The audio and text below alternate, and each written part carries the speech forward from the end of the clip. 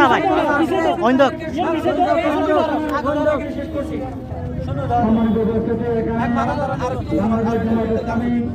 ইসলামী আন্দোলন খেলাফত মজলিস, এরপরে ইসলামী আন্দোলন বাংলাদেশ,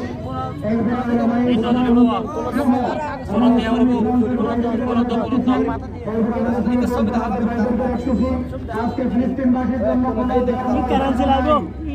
কোনো মানুষ নাই, মানুষ যার পরিচয় সকলে আজকে ফিলিস্তিনের জন্য দোয়া করতেছে। মুসলমান নয়, ইংরেজের বিক্ষোভ প্রচারণা নেওয়ার বিরুদ্ধে সকলকে আমরা ধন্যবাদ জানাই।